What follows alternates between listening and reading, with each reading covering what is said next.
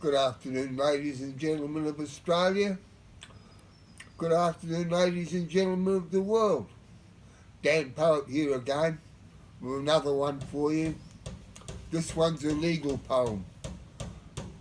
This one's titled Actions Pending. I've been barred from the High Court of Australia, and our country has the unfortunate circumstances of having some political criminals, which, as far as they're concerned, think that it's not important to bar a constituent from the High Court and to bar a constituent from accessing the Australian Constitution. I'll be quite frank with you about it. My father beat me up for representing him in the legal system. My father signed away $1 million compensation, and they closed and barred me from the Federal Court of Australia. This matter cannot rest until it is made public in the public's interest, and the press have a lot to answer for covering up the fact that a constituent has been barred from the High Court of Australia for the past 20 plus years.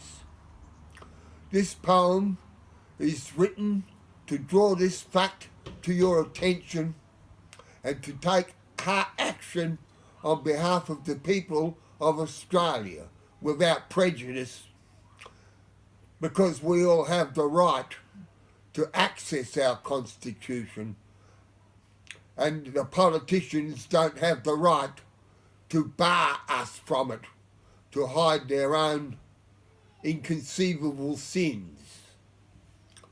The title of this poem is Actions Pending, and it calls for class action on behalf of the people of Australia. So bear with me, here we go. Actions pending. One day there rose an action. It went right to the top. To bring all satisfaction, 'twas handed to the cop. The readers read the action. An action class it was, to bring all satisfaction, the factions split in Oz. The readers all took action. They said all's case to plead, to bring all satisfaction, to meet our national need. The people said an action. They said it's bloody big, to bring all satisfaction, an action class the gig. They said they'd taken action.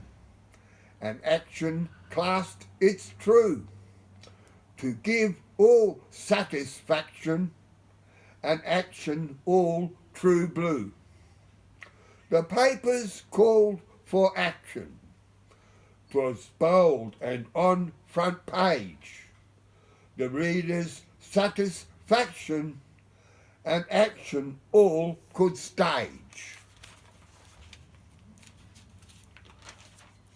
All peoples in their action, an action class it was, to call for all reaction, not class wars in our Oz. The hot word it was action, the call for action man, to bring all satisfaction, united all we can. The word they pressed was action. It's that we were sold out, to bring all satisfaction, and treason some their shout. The class word it was action, all true blue to decide, to find out their reaction and breach the great divide. The code word it was action. He called all gold and green to show our mob's reaction and show it to the Queen. The whisper, it was action. It was an action class to test the Queen's reaction and just show her the farce. There you go, ladies and gentlemen, there you go, Your Majesty. Your Majesty knows she can't vote. The royals know they can't vote. But do they know that they barred all British peoples from accessing the Australian Constitution? If they didn't, they know now. There's no doubt about it. And your former Prime Minister, John Winston Howard, has a $6.3 billion black hole to answer for by way of 2 illegal royal commissions. You can't have a royal commission if you can't access your high court that administers your nation's constitution. And you can't cover up for an illegal president in America because they have an impeachment process. But you can apparently cover up for a criminal politician in the Westminster system because they have no such process.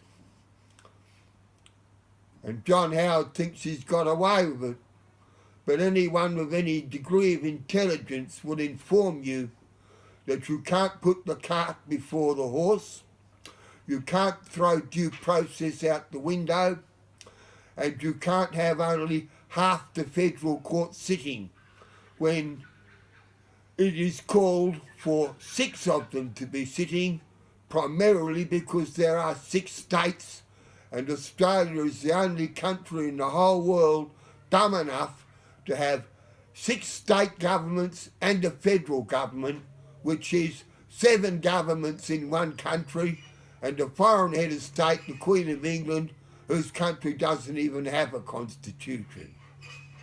I think I've said a fair bit there. If you think I'm very happy about it, the answer is I am not. And I doubt that 25 million Australians would be very happy to hear that one of their fellow constituents has been barred from the High Court of Australia. I'll leave that lot with you and move on to another topic. Hooroo!